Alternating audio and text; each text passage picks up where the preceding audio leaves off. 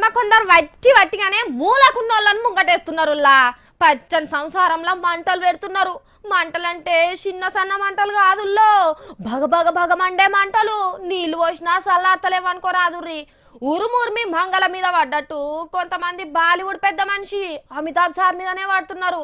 Sir చూడటానికి మీదికి మంచిగా అనిపిస్తాడు గాని లోపట ఎవ్వలకు తెలియని రహస్యాలు దాచి పెడుతున్నాడని ఓ పెద్ద మనిషి గో గింత పెద్ద బండనే ఎత్తేసిండు. పెళ్ళమా మా అవ్వని ఎందుకు తిట్టినవే అని అంటే, నేనేమన్నా మన పక్కింటి దాని లెక్క మార్వారం పోయొచ్చిన్నా అని అన్నదట.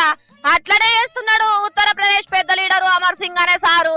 ఆ తండ్రి కొడుకుల నడుమ పంచాయత్ చేసి సమాజ్వాదీ పార్టీని ఎటుగాకుండా వేసింది నువ్వే కదా అంటే ఏమనాలే?